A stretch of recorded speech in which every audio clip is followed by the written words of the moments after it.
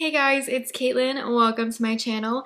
In this video, I'm going to be reading classic sci-fi books. I'm so excited. I kind of have been reading some heavier books, whether it's a big classic or just something with heavier themes. So I kind of want to lighten it up, hopefully a little bit, and read some sci-fi books. So the first book that I'm starting out with is Roadside Picnic by Arkady and Boris Strugatsky. I talked about this book a few times on my channel, saying that I have it, that I'm going to read it, and I have it. So I'm going to start this today. I'm really excited. I just want something fun. So hopefully this will deliver, and I'm really excited because this is my first Russian sci-fi book.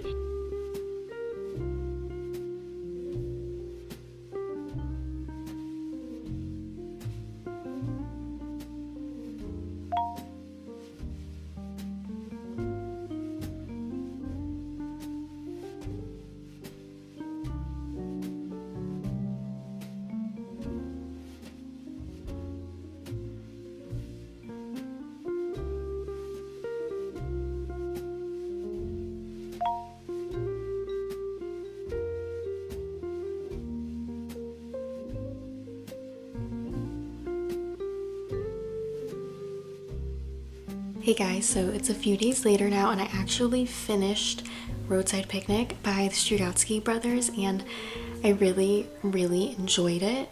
This is a first contact story where aliens basically left these zones on Earth. And we have these stalkers who go into these zones and try to collect the rubbish and the artifacts that were left over and sell them to the black market or to companies. One of these stalkers is our main character, Red Shoehart.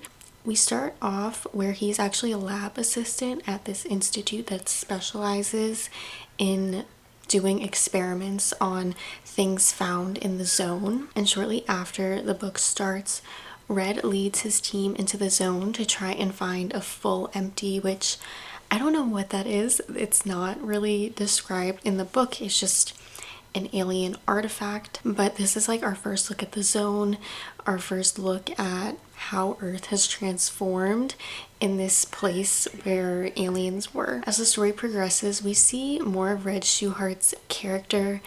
I really didn't like him as a main character. He's very harsh, but he really shows the effect of being in the zone and what it does to a person. We also dig into how going into the zone and being there is almost addictive. It kind of reminded me of gambling. And towards the end of the book, Red himself doesn't even know why he keeps going into the zone because he doesn't need the money anymore. He's been arrested and in jail for going into the zone several times. The mental effects it has on him are really bad. He just seems to want something more, but he doesn't even know what this more is. We also kind of delve into some philosophy regarding intelligence, which I thought was super interesting. I wish we got more of that. And I want to try to find another sci-fi book that might talk about this because I thought it was very interesting. And it's basically that as humans, we kind of perceive aliens to have a similar intelligence to humans, but we don't even know if aliens are going to have inherently human characteristics. So we can't really measure intelligence on a human scale, and I thought that was so interesting. It's not something I ever thought about, but now that I'm thinking about it, it's so cool and so interesting. We also have the roadside picnic theory, which is basically the aliens took kind of like a rest stop on Earth and created these zones through just pretty much littering, these full empties and these weird antenna things and this hell slime could essentially be spilled beer or a can or a piece of paper to them, whereas to us these are things to be studied, experimented on. They're of high value, and that's obviously where the title of the book comes from. The book itself is inherently Russian, and I've honestly been thinking about what makes a book inherently Russian other than it being written and published in Russia. And I think there's this balance between bleakness and hopefulness that is just in pretty much all the Russian lit that I've read, and it just stands out so much. And the bleakness and the hopefulness is in Roadside Picnic as well, and it's just, I don't know, it's just why I love Russian lit so much. So thank you so much for this recommendation. I really enjoyed this book. It was my first Russian sci-fi, and I really just want to get back into my Russian lit because I haven't been reading a ton of it recently. I'm trying to expand what I read, where I read from, but I don't know, Russian lit is just, it's so perfect. And actually, I have something to show you guys. Let me go grab it. One sec.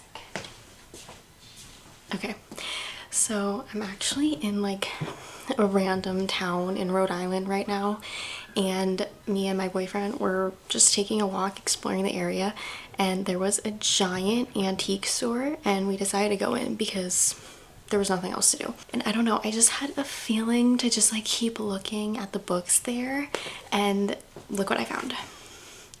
This is a random Signet Classics edition of Dead Souls by Nikolai Gogol. I can't believe I found this because Gogol just like, I don't know, I feel like even going to Barnes and Noble, there's only ever like one copy of his. So seeing this, I had to get it. It was $2, and it's really cool because I don't know if someone used this for school in 1987, but there are annotations.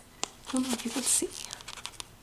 I don't know if you could see, but there are annotations in here, and I'm definitely going to read this edition whenever I do a reread. But I was just so happy to find this, and I don't know, it's just a random 1960s Signet Classic edition of Dead Souls, but I don't know, I saw it and it just warmed my heart. I had to buy it, and I needed to show you guys because one of my like first videos on YouTube was talking about Dead Souls and Gogol, and like people still watch it today, which is crazy to me, but I don't know, this just is special. It means a lot to me. Now onto my second book. I'm reading The Sirens of Titan by Kurt Vonnegut, and I'm reading on my Kobo because I couldn't bring my books here. I just couldn't do it. Anyway, I'm 33% in. I'm about to start chapter 5, I think, and I think this is gonna be a 5-star. I know, I'm loving it so far. So we have our main character, Malachi Constant, and he is the son of a billionaire, and we also have Mr. Rumford, who also is very rich. He kind of took a trip to space and he got caught in this thing. I'm not even gonna try and say it because I can't remember it. There's like 3 really big random words. And now he can kind of see into the future. So he is predicting that, not predicting, he knows that Malachi is going to end up in Mars and have a kid with his wife. I actually just got to the point where the aliens actually have taken Malachi to Mars, so I assume that's going to be the next chapter. But I'm having so much fun with this. I actually don't want to put it down, and I want to go and keep reading it, but I really think this is going to be 5-star. That's kind of all I have to say about it for now, but I'll come back when I have more of an update.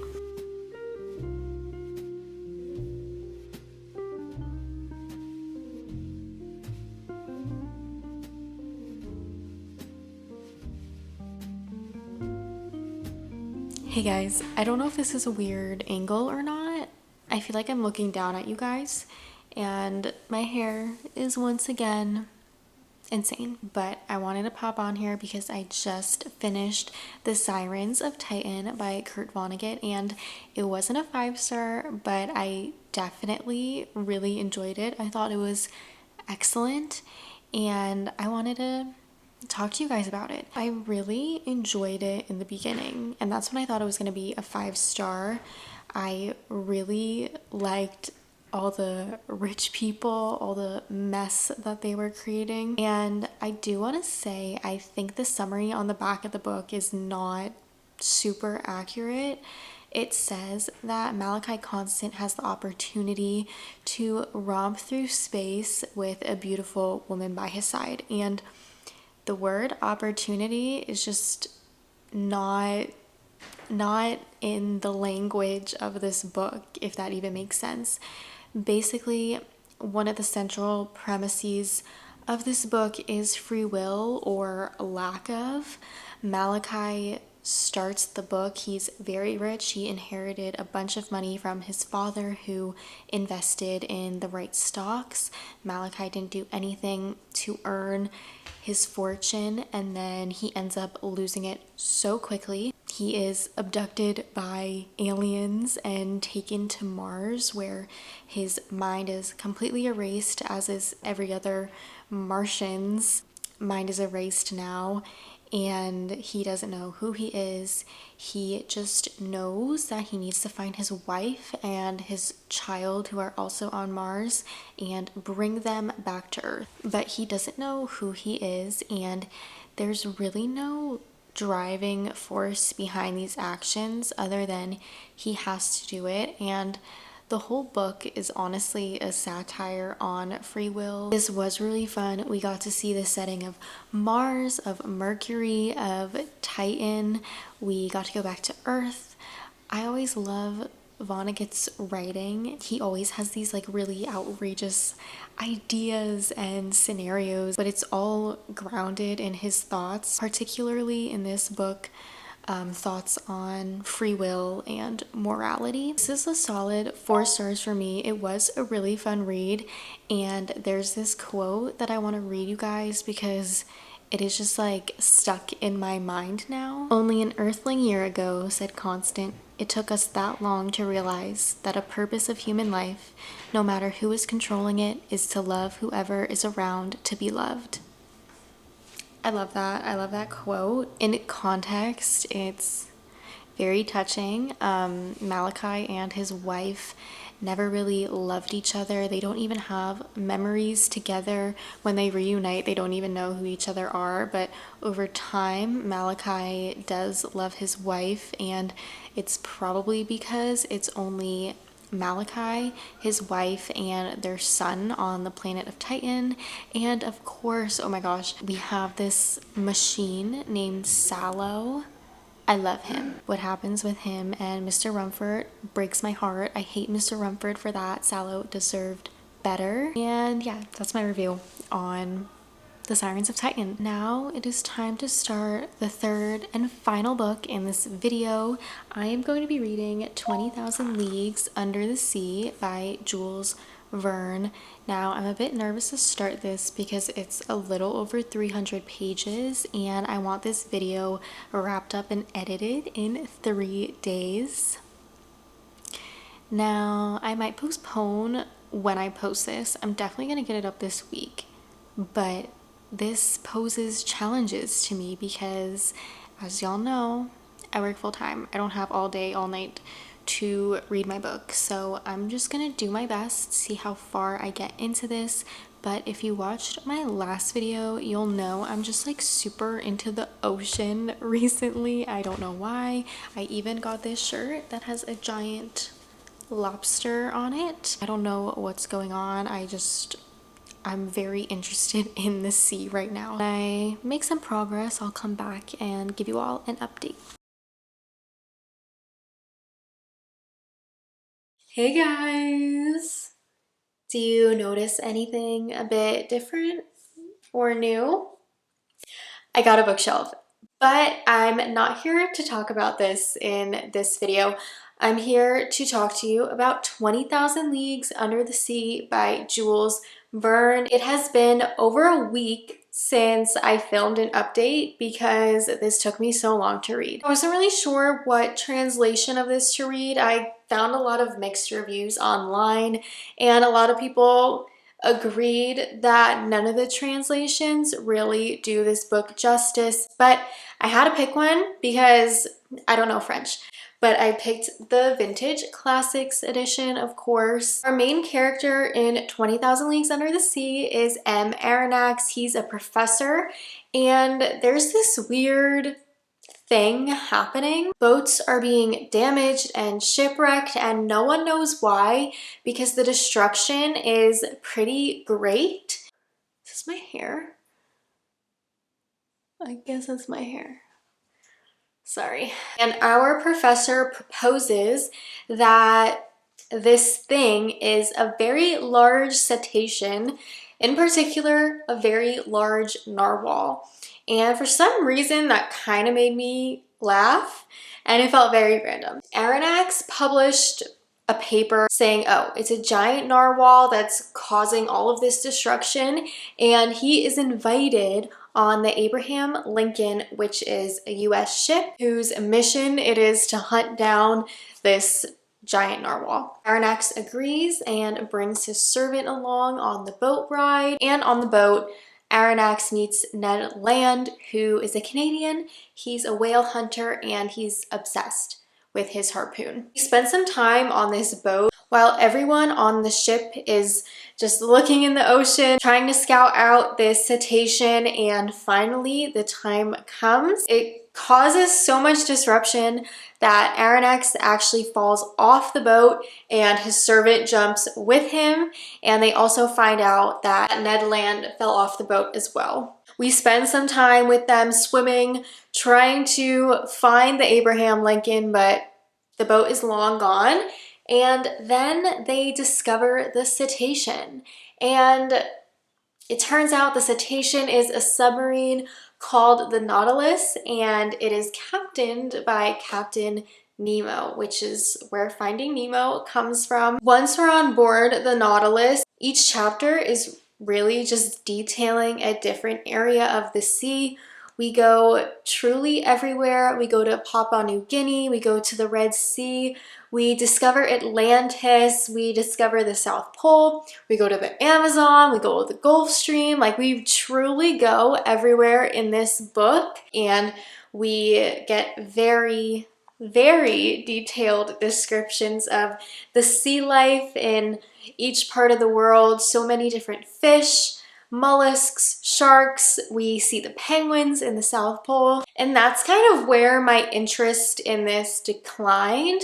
At first I thought it was very interesting, but Verne will go on for pages just talking about the fish in the water and the stripes that it has and the teeth and the shape of the head, and it's just a lot of very detailed descriptions. And I really wish I picked an illustrated version of this book, because I did see a few. I just didn't think I would really need them. I didn't know how detailed this book was, but it was hard to picture these animals.